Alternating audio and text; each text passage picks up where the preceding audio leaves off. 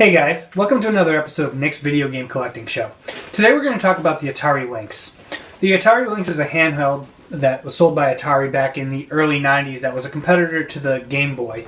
The only difference is that it's in color, it's not very good, and it didn't sell nearly as many copies. So I actually got this Lynx back when it was still popular. I use popular loosely, but when it was still being actively sold in stores. So I probably got it for Christmas or something, and all the games I actually still have for the system are the games that I got at the time. So any Atari Lynx stuff I have in my collection, I had back in the day. I haven't bought anything new, and I probably don't plan on buying much more, probably ever, unless I get every single game for every other system first, right? So why don't we go through the games that I have, talk about them. There are some cool games actually for this system, some really good arcade ports, but I think in the long term it's really just not a system that a lot of people are collecting for. So I actually have this pretty cool case that I probably got at the same time I got the Lynx. It's kind of a briefcase style thing.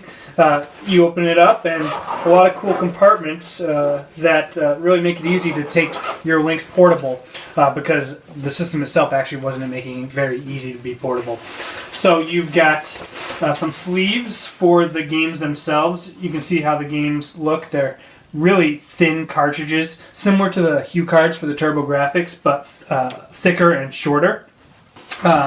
You've got a place for the Lynx itself. You've got a compartment for your AC adapter, which you're definitely going to need. And then I've got my instruction booklets in here. You can put just about anything in there. But you notice that when I opened it large like that, a few of the games went flying out. I see where they went, so I'll pick them up. But why don't we talk about the system itself first? So let's talk about the Lynx. And what you see here is a pretty hefty system. It's probably weighs, 3 to 5 pounds. Pretty long. I'd say probably 3 times the size of a Game Boy Advance SP at least. So not something that you can put in your pocket. It's got a color screen. It's got a D-pad on this side, 4 buttons, but it typically only used 2 at a time. It's got a volume control, headphones, comm links, which is kind of similar to the same link cable that you'd use for a Game Boy. I think you could actually connect up to 16 Lynxes, and then power, because this thing really sucked batteries. It was a Kohler system. It took 6 AA batteries, and I think they only lasted a couple hours at most. Typically when I was playing this thing, I was always just plugging it into the wall. Cool thing about this system is that you can actually flip the screen. If you hold these two together, you could actually play left-handed, which would be kind of awkward to use the D-pad on your right hand.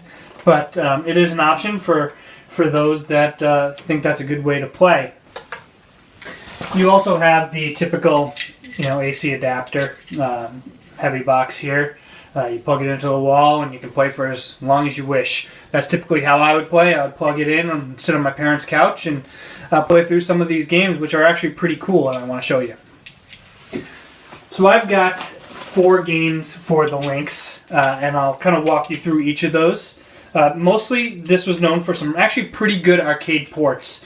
Typically ports of Atari games, but also ports from other publishers and developers as well. First, I'll start with California Games. This actually isn't an arcade port as far as I know. I think this actually came with the system.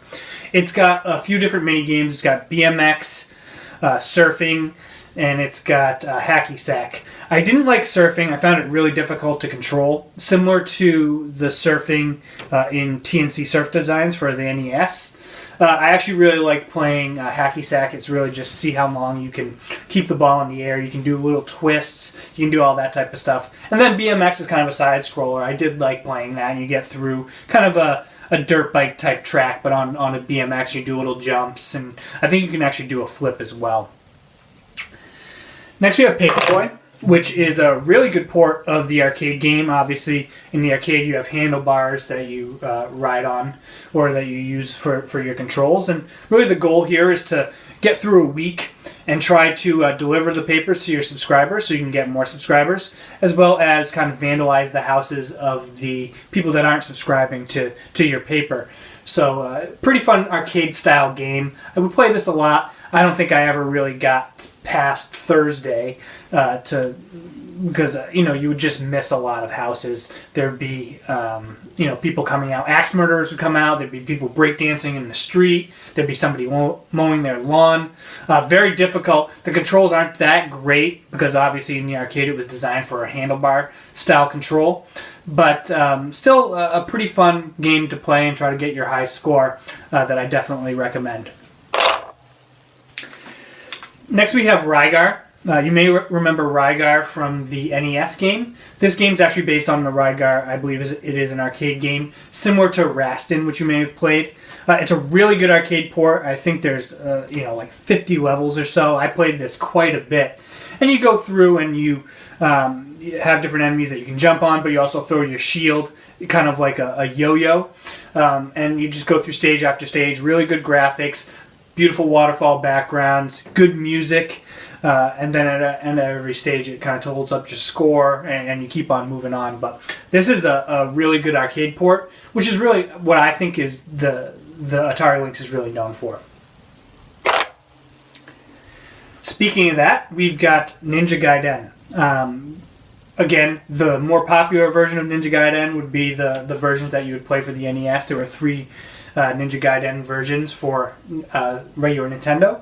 This is actually based on an arcade game that came out, I think, around the same time as Ninja Gaiden 1. He's got the same cover you can see there. But it's a side-scrolling beat-em-up similar to Double Dragon. This is really, I think, the only arcade port of that game. So if you're going to play it, you're going to play it here or you're going to play it on MAME or something like that. But it's actually a really good game, pretty difficult. The controls are a little sluggish. You sometimes get a sword, and the sword animation is very slow. It goes like that. But it's really a powerful weapon in the game. So this is, I would say, probably one of the killer apps for the Lynx. So if you are going to go about collecting for the Atari Lynx, I'd say this game, Rygar, and Paperboy really are 3 of the games that I think you gotta get. I think there's about 70 so games for the system. And I think a large portion of those are arcade ports. And I did want to just take a look at a few of the manuals I have, because I did keep the manuals with the games. You see I've got the manual for the Atari Lynx itself. Typical manual. They're all black and white, at least for 3 of these. 3 of these. You got the Rygar manual.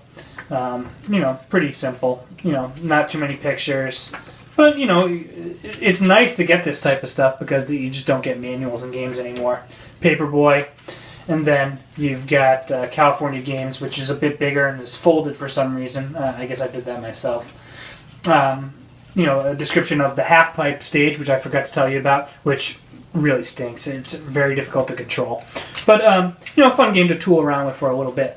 But I did want to show you the Ninja Gaiden manual. And this came as as a poster, which is with some really cool art on this thing. I'm being careful because I don't want to rip it.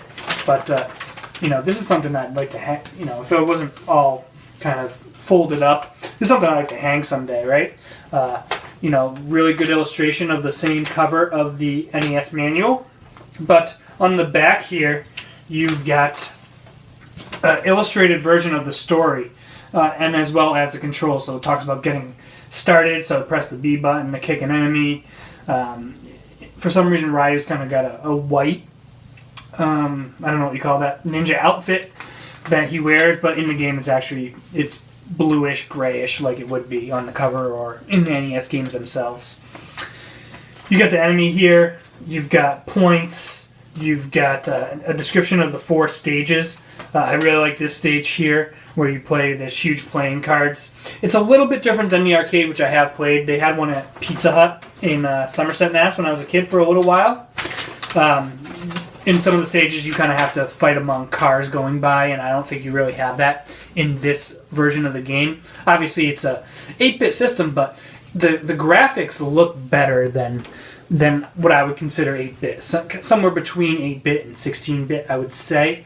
The colors are kind of washed out a little bit, but still it's nice to have a colored system. I would say the quality of the games of the Lynx in comparison to the Game Gear, I'd say the games are better on the Lynx for sure. There was a lot of real garbage on the Game Gear, which I also used to have. I don't have one anymore, but I can remember specifically getting games for that system and being like, this kind of sucks. So that's my Lynx collection. It's a system that I think is pretty cool to check out. I would have been disappointed if it was the only handheld system I had when I was a kid, but today it's something that I can kind of look at and go back to and say, hey, these games are pretty good, and you can play through them in an afternoon and have a lot of fun. So if you have any comments or questions about the Atari Lynx, leave them below. Also, please don't forget to click subscribe, and thanks for watching my channel, guys.